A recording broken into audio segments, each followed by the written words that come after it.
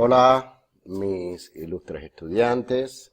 Hoy vamos a estar hablando ya concretamente de el protocolo o anteproyecto de investigación. En realidad esta clase es una especie de resumen de todo el conjunto de elementos que hemos visto dentro de esta unidad y dentro de la asignatura en general, para un poco cerrar ideas de la estructura formal y algunos elementos que conforman el proyecto de investigación y que ustedes les van a ser muy útiles a la hora de confeccionar este documento.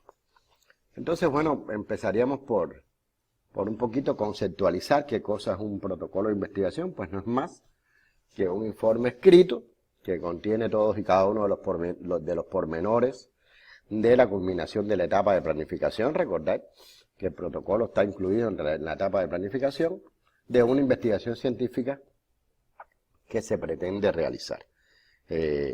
Sería bueno aclarar también que el protocolo de investigación también se conoce como anteproyecto de investigación, también se conoce como perfil del proyecto. O sea, todos estos nombres, y pueden incluso existir otros, están hablando de la misma cosa. O sea, cuando hablamos de anteproyecto es lo mismo que hablar de protocolo y es lo mismo que hablar del perfil del proyecto.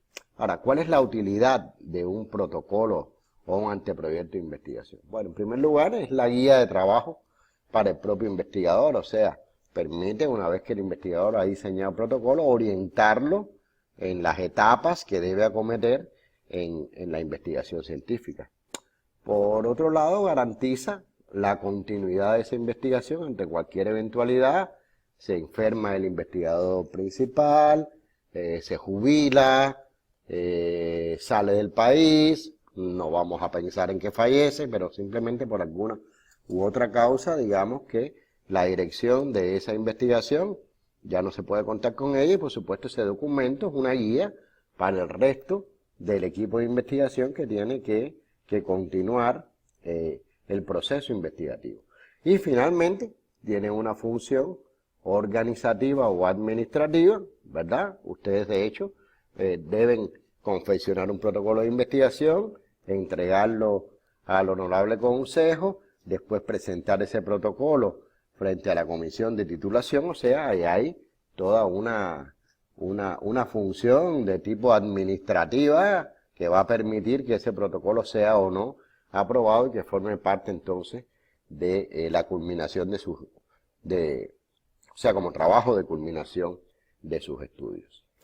Como ya hemos dicho, el protocolo de investigación emerge de la etapa de planificación, que digamos es el punto final, el resultado final de la etapa de planificación, y en el caso de la Universidad Técnica de Manabí, en particular de las carreras que ustedes estudian, pues esta es un poco la estructura que está reglamentada para la confección y desarrollo de ese protocolo de investigación. O sea, en un primer momento, por supuesto, una portada que tiene el título, los autores, etcétera, una introducción donde se declara el problema de investigación, un conjunto de antecedentes, los antecedentes de esa investigación, la justificación de esa investigación, por supuesto también los objetivos, tanto el objetivo general como los objetivos específicos que se pretenden cumplimentar con esa investigación. Todo esto un poco sería parte de un primer momento, ¿verdad? Después vendría un capítulo dedicado al marco teórico, conocido también como marco referencial. Vamos a hablar un poquito de cada uno de estos elementos. Obviamente un elemento importante, un bloque importante dentro del protocolo de investigación es el diseño metodológico, que se conoce en otros contextos como material y métodos. También es el nombre que se le da al diseño metodológico, los resultados que se esperan obtener de esa investigación, y finalmente un cronograma donde usted organiza las actividades y en el tiempo que las va a cumplir. Unas referencias bibliográficas, por supuesto es importantísimo las referencias bibliográficas, que deben ser además tener un grado importante de actualización, y he puesto en rojo al final un conjunto de anexos, porque eso no está declarado en el reglamento, pero sí muchos protocolos de investigación requieren de un conjunto de anexos que obviamente es un elemento opcional dentro de este documento. Entonces vamos a ir comentando muy rapidito, verán que es muy rápido, cada uno de los elementos que forman parte de esa estructura del anteproyecto de investigación.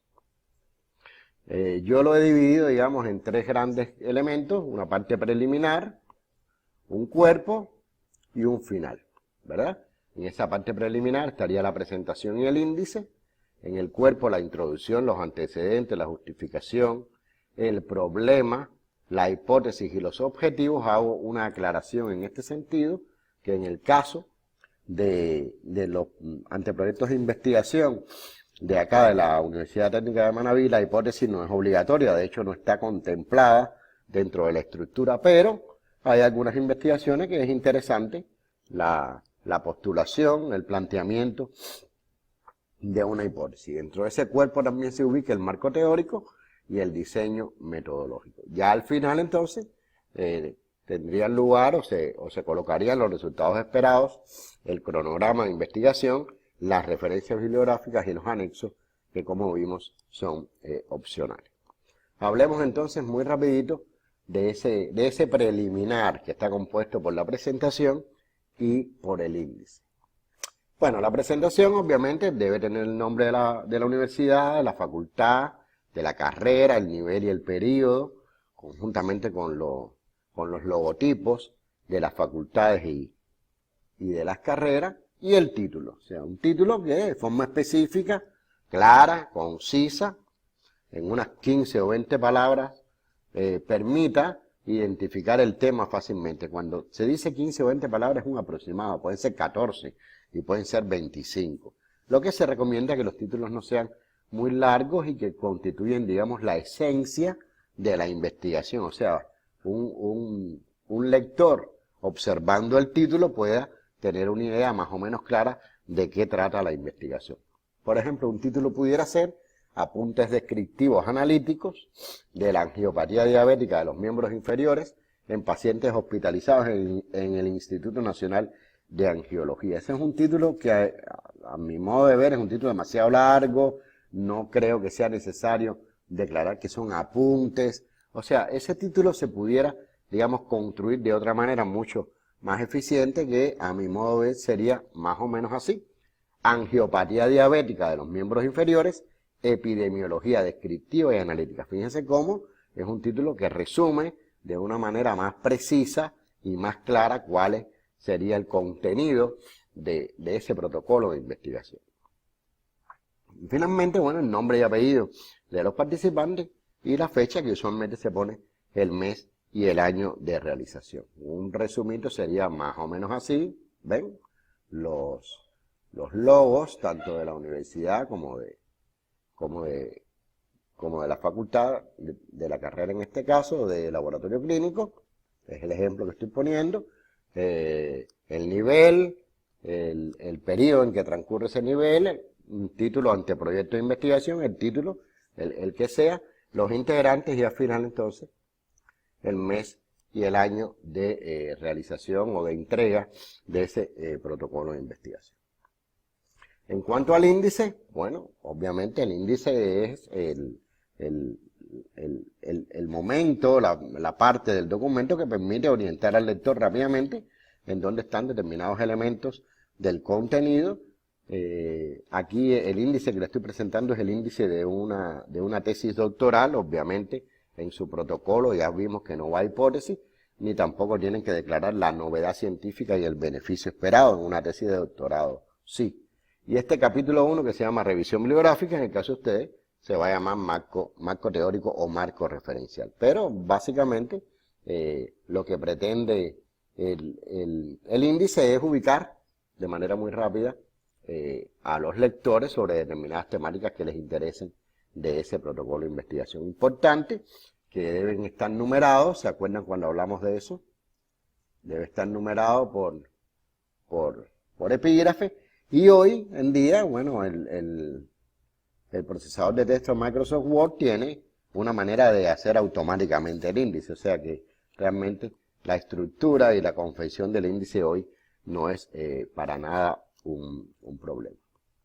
Entonces, vamos a hablar ahora del cuerpo y vamos a empezar con la introducción. O sea, esa introducción, de forma general, no todas las introducciones tienen que tener exactamente lo mismo, pero bueno, debe hacer algunos comentarios sobre la importancia, tanto desde el punto de vista teórico, práctico o social, del problema de investigación que se pretende investigar. Debe también, de alguna manera, contener las aplicaciones, el alcance y los aportes que se van a hacer con esta investigación, y de manera prácticamente obligada, porque incluso está en el formato reglamentado del protocolo, deben aparecer los antecedentes históricos del problema y la situación actual del mismo, así como la justificación del estudio. O sea, justificar el estudio significa exponer las razones, tanto desde el punto de vista científico como económico o social, por las cuales se quiere realizar ese estudio y por qué vale la pena entonces realizar ese estudio. Y finalmente la formulación del problema de investigación y la determinación de su factibilidad, utilidad y conveniencia. Bueno, eh, ¿qué pasa? En la UTM y en muchas universidades y muchos estilos de diseño de la introducción, pues hay una estructura en la cual esa introducción, de la que ya les hablé hace un instante, se desglosa en en un conjunto de epígrafes. O sea, uno dedicado a la introducción, otro epígrafe dedicado a los antecedentes, otro epígrafe dedicado a la justificación y otro epígrafe dedicado al problema de investigación.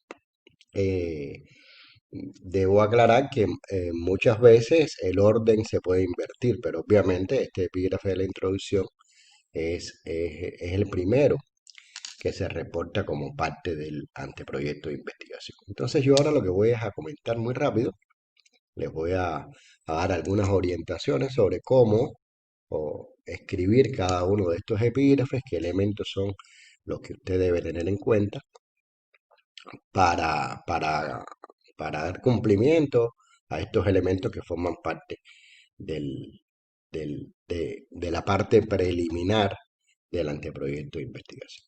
Entonces, ¿qué se escribe en esa introducción? Bueno, hay una muy pequeña introducción que puede contar de una o dos cuartillas, donde usted identifica el tema, identifica las causas, los posibles efectos del tema, o sea, hay una panorámica general sobre el tema que usted quiere estudiar, y obviamente debe incluir también la actualidad de esa investigación y su novedad científica, de alguna manera ahí debe estar expuesta.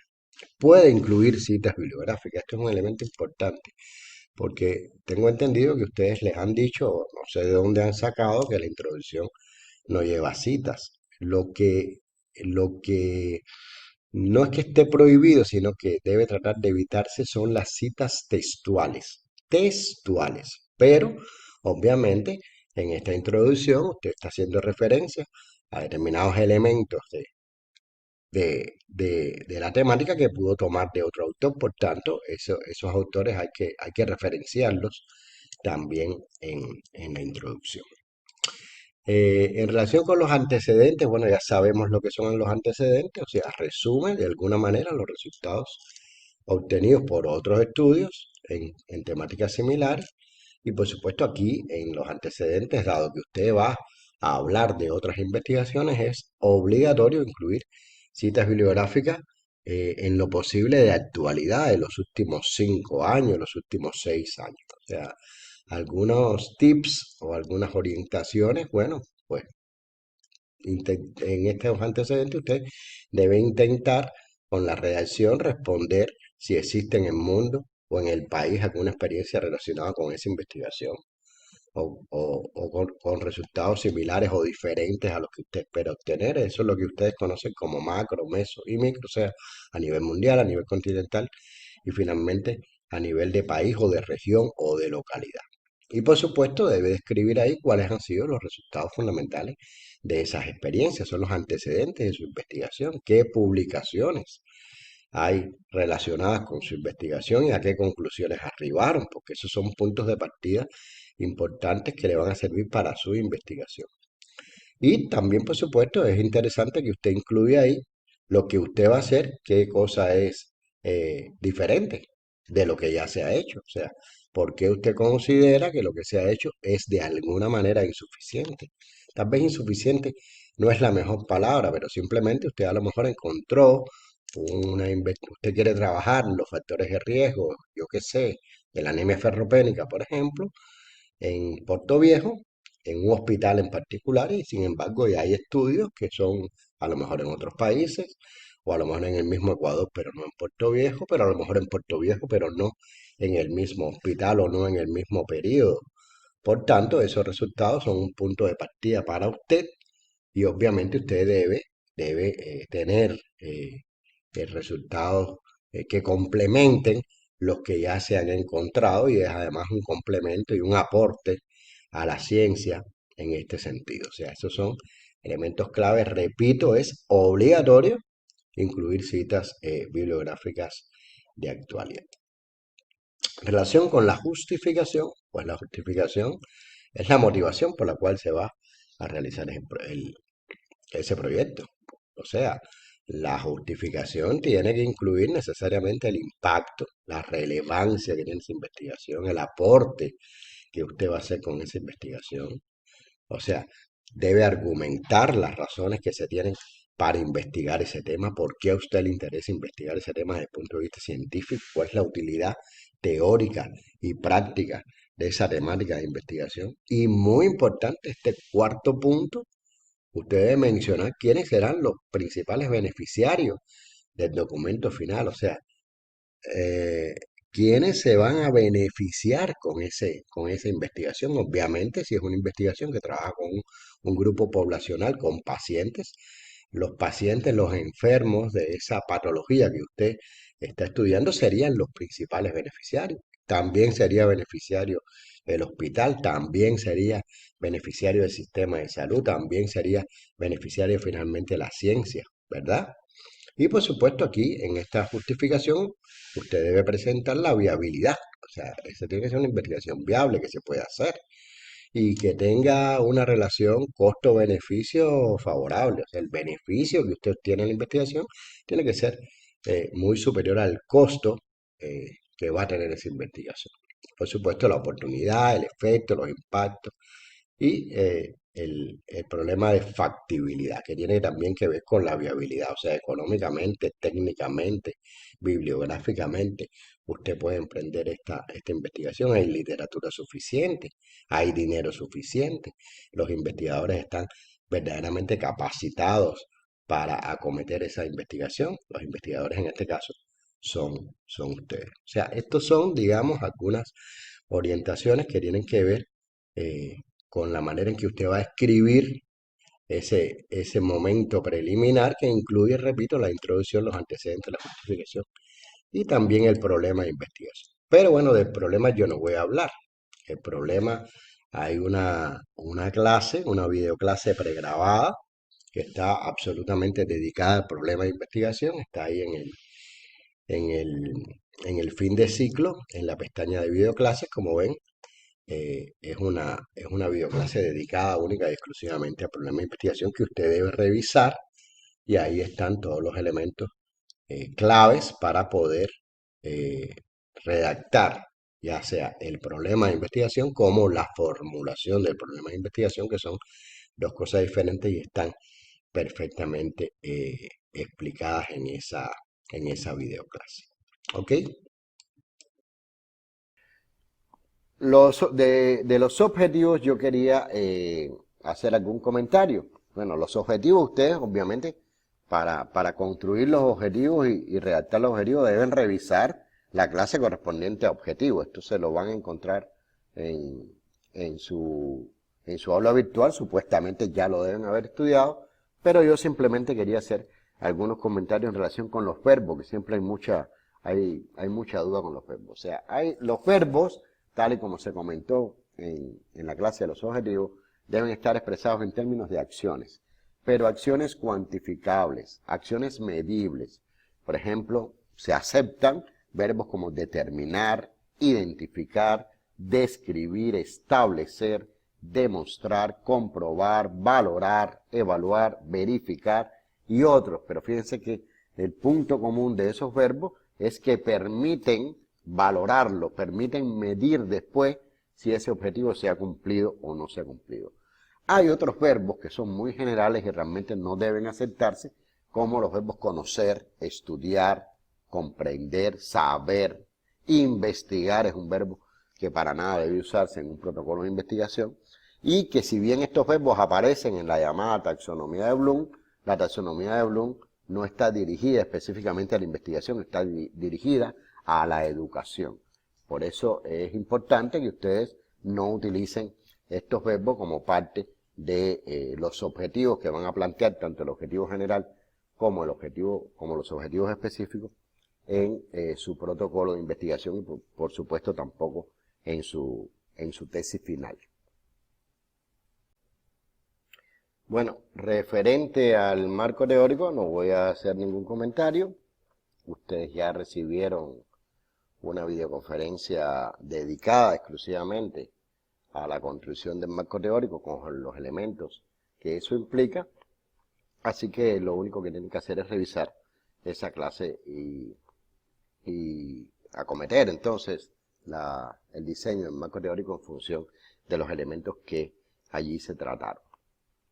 Ahora, el diseño metodológico, que es un elemento súper importante, que forma parte también del cuerpo del protocolo de investigación. El diseño metodológico, obviamente, da respuesta a la pregunta cómo se procederá para alcanzar esos objetivos planteados, y de manera general consta de un conjunto de etapas que yo he clasificado de esta manera. Bueno, un contexto general y el tipo de investigación es lo primero que se debe declarar, o sea, en qué lugar se va a hacer la investigación y cuáles son,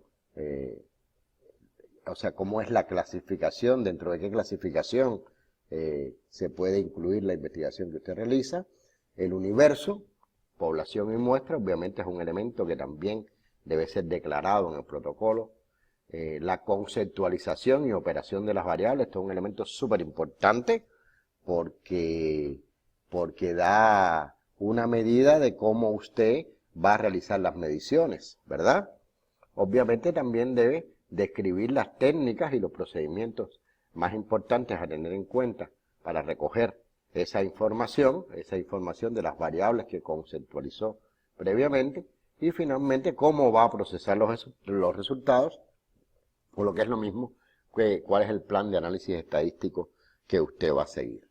De manera muy rápida, regresando al contexto general y el tipo de investigación, ustedes también recibieron una clase, de hecho 2 clases dedicadas a los paradigmas investigativos y a los tipos de investigación que deben revisar, pero aquí, bueno, les muestro un resumen.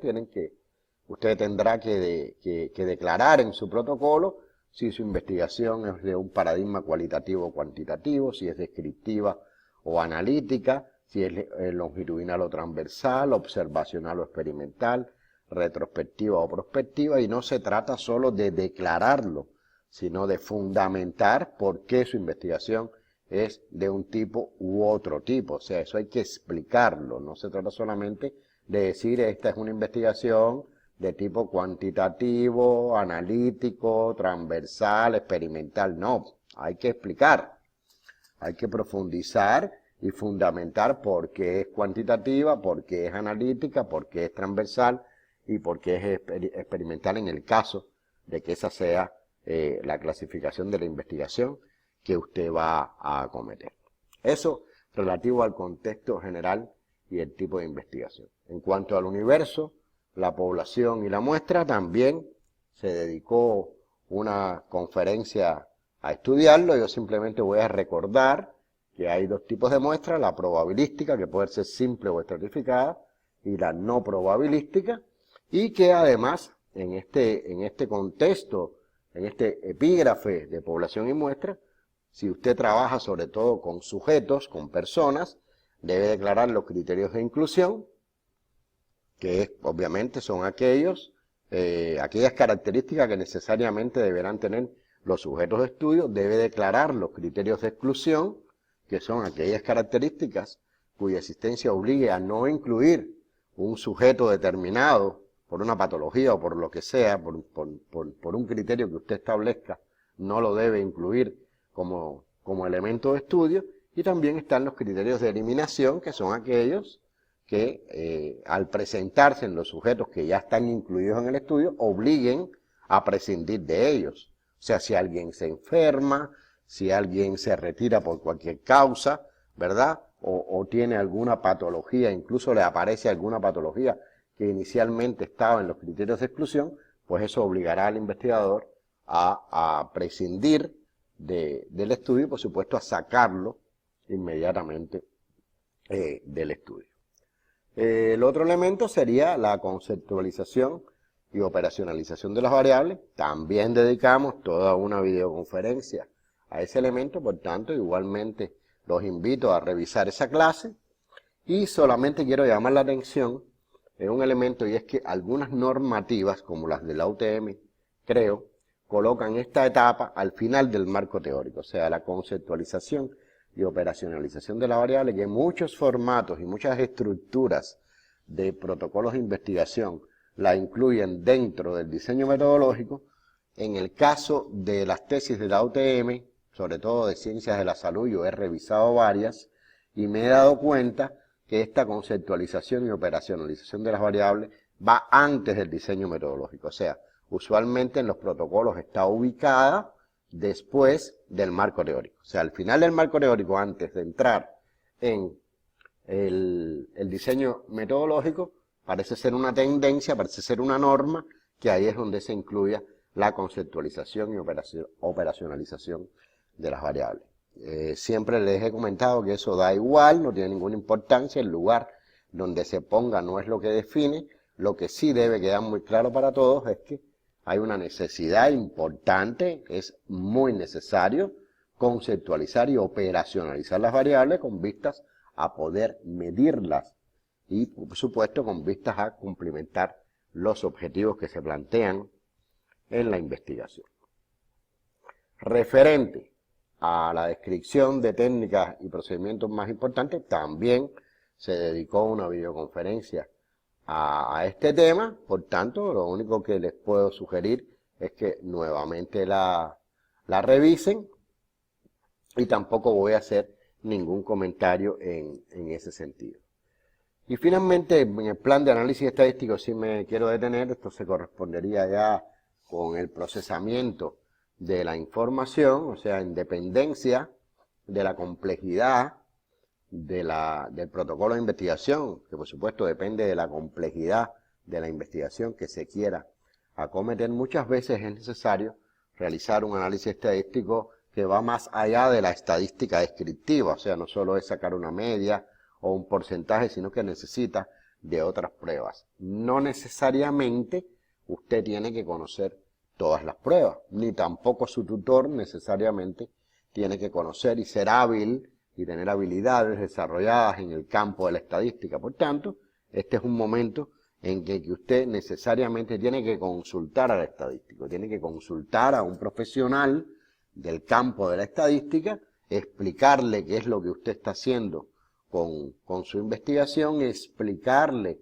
cómo quiere procesar los resultados, y entonces ese profesional le daría a usted las herramientas y le diría cuáles son las pruebas estadísticas más adecuadas que se debieran realizar para cumplimentar los objetivos y obtener resultados que sean confiables y puedan arribar entonces a conclusiones acordes con los objetivos planteados. O sea, no hay que tener pena ninguna, simplemente consultar a un profesional que esté capacitado en esta área. Bueno, el último elemento que debe aparecer de manera obligatoria dentro del diseño metodológico del anteproyecto de investigación son las consideraciones bioéticas. Obviamente, ustedes estudian una carrera de salud, hay un grupo importante, yo diría mayoritario, de investigaciones que se realizan en seres humanos, con pacientes fundamentalmente, ya sea con una intervención directa, con un tratamiento, incluso con la aplicación de una encuesta o de una entrevista. Y obviamente estos tipos de investigación que trabajan directamente con el ser humano requieren, como elemento muy importante, de tener un conjunto de consideraciones bioéticas que de la misma manera hay que plasmarlas, tanto en el anteproyecto de investigación como ya en la tesis final, en el documento final que se entrega. Ustedes ya dieron una asignatura de bioética, solo a modo de recordatorio. eh, Les expongo cuáles son los cuatro principios bioéticos inviolables, que son el principio de autonomía, el principio de beneficencia, el principio de no maleficencia y el principio de justicia. Obviamente no voy a explicarlos, ustedes imagino que los conozcan perfectamente bien. Y obviamente todos estos principios hay que considerarlos a la hora de realizar una investigación de salud. Eh, de forma un tanto resumida, hay un conjunto de criterios para que, o sea, que garantizan que una investigación biomédica, una investigación en ciencias de la salud, sea éticamente correcta. Y esos principios son, en primer lugar, el valor social de la investigación. O sea, la investigación tiene que tener un valor social, tiene que aportar y tiene que resolver un problema de una comunidad, de una provincia, de un país, un problema social. Esta investigación además tiene que tener validez científica. Cuando se habla de principios bioéticos, no solamente estamos hablando de, del cuidado que se pone en cada uno de los pacientes, sino que la propia validez científica de la investigación es un principio también bioético inviolable. O sea, tiene que ser una investigación original, tiene que ser una investigación metodológicamente adecuada. No puede ser un fraude, no puede ser una copia de otra investigación porque se estarían violando estos principios éticos. Además hay que tener en cuenta que los participantes de la investigación tienen que ser elegidos de manera justa. Esto tiene que ver con el principio de bioético de justicia. O sea, esos participantes deben ser elegidos en función de la investigación y en función también de su disposición a participar en la investigación, que es lo que se conoce como consentimiento informado y es el, el quinto punto que se toma aquí. Me he saltado el cuarto, pero para que entiendan la relación que hay entre la selección justa de los participantes y el consentimiento informado que ellos tienen que expresar a la hora de, de- de participar en la investigación. Por supuesto, también tiene que haber una relación favorable riesgo-beneficio, hay que tener mucho cuidado con los grupos de riesgo, con los grupos sensibles con los que se trabaja. eh, y esto es otro de los elementos extraordinariamente importantes a la hora de diseñar una investigación en ciencias de la salud. Y finalmente, el respeto por los participantes. En un estudio de investigación no se les puede mentir, hay que ser transparente, hay que cuidarlos, hay que tener una posición profesional eh, y no solo desde el punto de vista técnico, sino desde el punto de vista ético. Y estos elementos, de alguna manera, deben aparecer en el cuerpo del documento, en ese epígrafe, que es el epígrafe final, repito, del diseño metodológico, eh, eh, que se denomina usualmente como consideraciones bioéticas.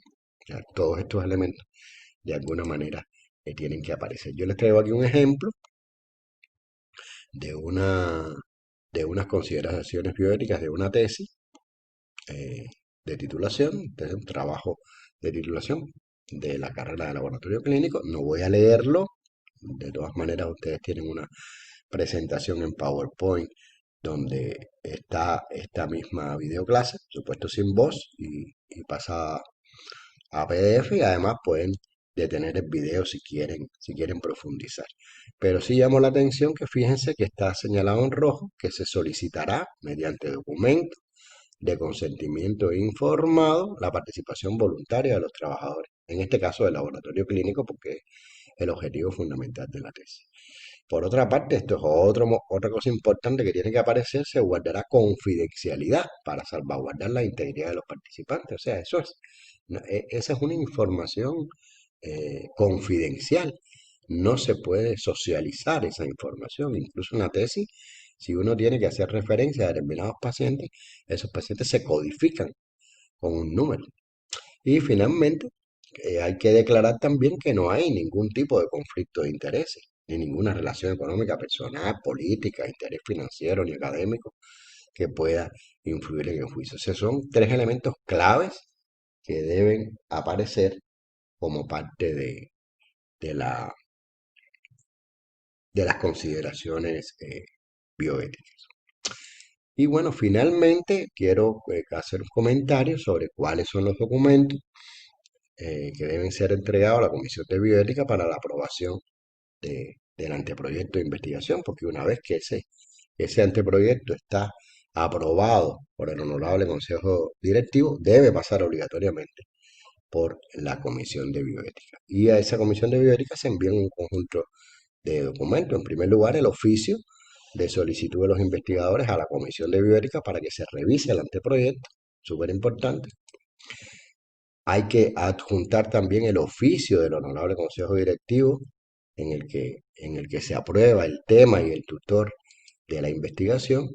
Hay que también adjuntar un oficio del tutor certificando que se ha revisado ese proyecto de investigación, que se tiene conocimiento y se ha hecho una revisión exhaustiva de ese proyecto de investigación. Por supuesto, hay que adjuntar también el propio anteproyecto de investigación y conjuntamente tres documentos: el primero, el de consentimiento informado, si es que aplica a la investigación; el segundo, una declaración de confidencialidad, donde usted se compromete a que esos resultados van a ser protegidos y que la identidad de los pacientes va a ser protegida; y finalmente, un documento en el que se expresa la declaración de no tener conflictos de intereses con la institución ni con ninguna organización que introduzca un sesgo en la investigación. O sea, estos son elementos importantes, insisto, que tienen que formar parte del último epígrafe del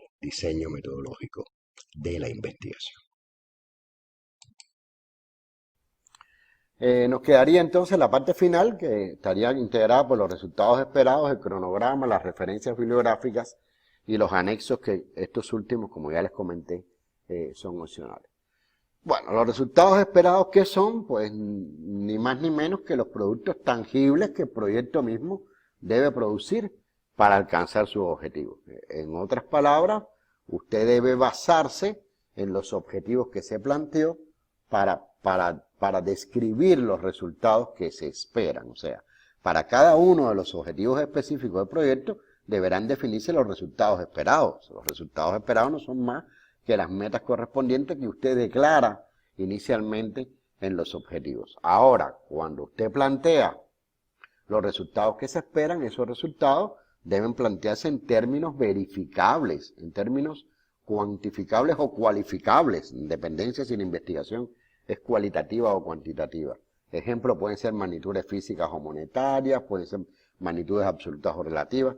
El asunto es que usted puede, que esos resultados se puedan determinar al final si han sido o no alcanzados, o al menos en qué medida han sido alcanzados. O sea, este momento de plantear los resultados esperados es muy importante. Por lo tanto, la claridad en la definición de esos resultados facilitará la planificación y el dimensionamiento de las actividades, y además puede orientar la posterior ejecución del proyecto y, por supuesto, su seguimiento, consecuentemente con su supervisión. O sea, eso es lo que se plantea generalmente en resultados esperados. El cronograma no es más que una organización que usted hace en el tiempo, de la manera, explicitando cómo usted espera, es una aproximación, cómo usted espera y en qué momento espera culminar ese proyecto de investigación. O sea, ahí debe quedar clara la duración de la investigación, tanto la fecha de inicio como la fecha de culminación de la investigación. Insisto, esto es una aproximación, no es exacto ni muchísimo menos, y es recomendable hacer una tablita, una matriz, como la que aparece en pantalla, donde usted escribe la actividad, el responsable de la actividad, la fecha de inicio y la fecha de terminación. O sea, de manera que eso le sirva como una guía para usted irse enterando si va cumpliendo con los elementos que forman parte de su protocolo de investigación. Un ejemplo pudiera ser el siguiente: digamos, una investigación que dure 2 años, que comience en enero del 2010 y que culmine en enero del 2012, ahí tienen los 2 años, y un conjunto de actividades con el correspondiente responsable, la fecha de inicio y la fecha en la que se pretende, insisto, es una aproximación en la que se pretende terminar esa investigación. Aquí he puesto, pues, actividades que se me han ocurrido: revisión bibliográfica, diagnóstico, ejecución, procesamiento, informe final, divulgación, con sus correspondientes responsables y fechas que, por supuesto, no es más que un ejemplo. Cada cronograma tiene sus características particulares. Otra manera de realizar el cronograma sería esta, es lo mismo.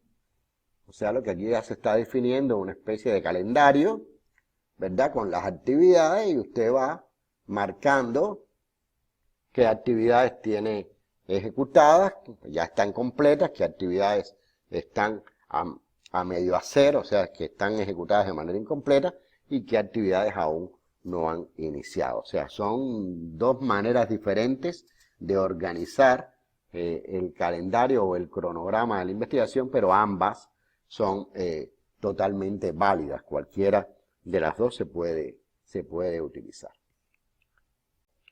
Bueno, ya casi concluyendo, entonces, vamos a hacer algunos comentarios y algunos elementos nuevos, ahora sí, en relación con el epígrafe de referencias bibliográficas, que también están en esta parte final del documento. Usted puede, o de hecho, las referencias bibliográficas incluyen de manera obligatoria todas las obras que han sido consultadas y citadas en el documento. Eso se puede tener el título de bibliografía citada, referencias bibliográficas, o simplemente bibliografía, o simplemente referencia. Pero sí es totalmente obligatorio colocar ahí toda la literatura que ha sido citada en el cuerpo del documento. Y de manera opcional, no es usual, se los estoy comentando porque aparecen algunos libros de metodología de la investigación, de manera opcional se pudieran colocar las obras consultadas pero no citadas bajo el título de bibliografía consultada. Pero realmente esto es un estilo que es más de libros que de literatura científica. Por tanto, yo creo que en el caso de ustedes, realmente lo que debe ir en ese epígrafe de referencia bibliográfica sea exclusivamente las obras consultadas y citadas en el documento. Ahora, un elemento que a mí me parece importante, un elemento básico que tiene que ver con la referencia bibliográfica, responde a, primero, cómo citar las referencias, de qué manera se citan esas referencias en el cuerpo del documento, y otro elemento clave que también que es cómo se escriben esas referencias en ese epígrafe de bibliografía o de referencia bibliográfica, que son 2 elementos clave. Cualquiera de esos elementos, o sea, esos elementos que están relacionados con las referencias bibliográficas están normados. O sea, hay documentos que norman cómo se deben citar y escribir al final las referencias bibliográficas. Ustedes conocen las normas APA, la norma APA norma, valga la redundancia, precisamente eso. Las normas Vancouver, están también las normas Harvard, que se usan poco en ciencias de la salud, las normas ISO 690, digamos que esas son las 4 normas fundamentales que regulan cómo se debe citar y describir la bibliografía. En el caso de las ciencias de la salud, realmente las normas que más se emplean son las llamadas normas Vancouver. Bien, y vamos a poner de todas maneras algunos ejemplos que tienen que ver con eso. Usualmente hay dos maneras de citar las referencias en el cuerpo del documento. O por apellido y año del autor principal de la referencia que usted ha consultado, o en orden numérico por orden de mención, o sea, con un numerito. Las primeras se corresponden, usualmente estas de apellido de año, con las normas APA, y la segunda por número, por orden de aparición, trabajan las normas Vancouver. Voy a poner aquí un ejemplo. Digamos, la norma APA, ahí tienen un texto, digamos, la eficiencia es un término que se utiliza para designar la relación existente entre los resultados obtenidos en una actividad y los recursos utilizados. Y fíjense que entre paréntesis está añoranza et al, ya les comenté eso en la clase del marco teórico, si mal no recuerdo, et al significa y colaboradores, pero del latín, o sea, y el año 1999. Después dice Ortún, 1992, Palmer y Torgerson, 1999, Sculper, 2001, y así sucesivamente. Fíjense que la cita es por el apellido del autor principal. Si hay colaboradores se coloca et al, si hay dos se colocan solamente, o sea, se colocan los dos. Si hay más de dos es que se pone et al, coma, y el año de la publicación. Así es la manera en que se cita en el cuerpo del documento. Después eso, al final, en el epígrafe de referencia bibliográfica, también tiene una determinada estructura con una determinada norma. No voy a comentarlo, esto simplemente son ejemplos. Ustedes tienen en su aula virtual, pues tanto las normas APA como las normas Vancouver. Ahí perfectamente pueden consultar caso por caso, porque no se cita igual un artículo científico que una dirección web, que un libro, que las memorias de un evento científico. O sea, hay estructuras diferentes según el tipo de norma. En el caso de las normas Vancouver, ya lo hemos comentado también, pero no está mal repetirlo. Fíjense que es por orden de mención, 9, 10, 11 y 12, y obviamente en la bibliografía al final, pues se va a organizar justamente por el orden de mención. En el caso de las normas APA se organiza al final por orden alfabético en la referencia bibliográfica. Aquí no, aquí se organiza por orden de mención con algunas diferencias. Por ejemplo, aquí el año se pone al final. En el caso de las normas APA se pone después de los autores y entre paréntesis. Insisto, esto que estoy comentando son solamente algunos ejemplos. Lo importante y verdaderamente productivo es simplemente que usted revise las normas Vancouver y vea ahí las especificaciones para cada una de las maneras o las formas de citar las referencias bibliográficas en función del tipo de referencia. Aquí también hay un ejemplo general de las normas Vancouver, o sea, cómo se cita, si es un artículo de revista, apellido del autor, espacio, inicial del nombre, punto, espacio, título del artículo, punto, espacio, nombre de la publicación, espacio, año de publicación, punto y coma, volumen, número entre paréntesis, dos puntos y las páginas donde aparece y después con un punto final aquí tienen un ejemplo, ¿verdad?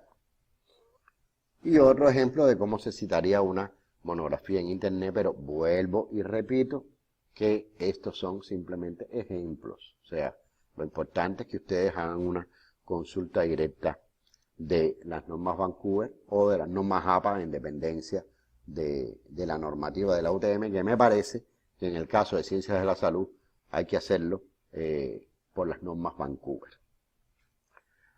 Entonces, finalmente nos quedaría de ese protocolo de investigación los anexos, que son, como ya les comenté, opcionales, pero a veces son necesarios. ¿Qué se ponen anexos? Pues bueno, encuestas, digamos los instrumentos que se van a utilizar. Si ya usted lo tiene construido y validado, recuerden la importancia de validar esos instrumentos, pues usted puede poner la encuesta completa ahí en anexo, o una guía, o determinadas tablas estadísticas, si las requiere, esquemas, gráficos, un formato de entrevista, si ya usted también tiene definido qué tipo de entrevista es la que va a hacer. Conclusión, tal y como lo dice su nombre, los anexos son elementos que sirven para facilitar la comprensión de los pasos y la metodología que se va a seguir en esa investigación y que puede estar incluidos en el protocolo de investigación. Entonces, les repito, les recuerdo el formato general del anteproyecto o protocolo de investigación. Ahí lo tienen nuevamente. Insisto también que este es un documento que está en formato PDF en el aula virtual. De hecho, está desde el principio. Ustedes ya hace tiempo podían haberlo descargado. Y hasta aquí es lo que yo quería comentarles. Hemos abordado la etapa de planificación. A ustedes obviamente le queda un largo trecho por andar. O sea, si finalmente su protocolo es aprobado, tendrán que ejecutarlo.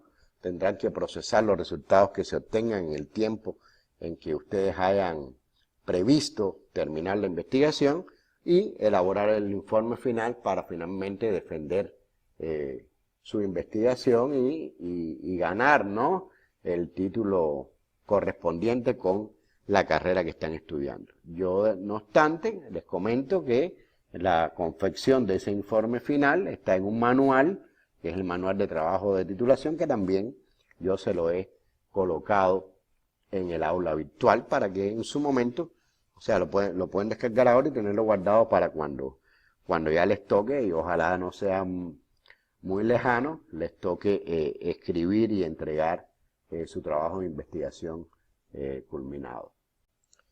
Yo pienso que en este momento del curso ya ustedes deben tener algo adelantado su protocolo de investigación.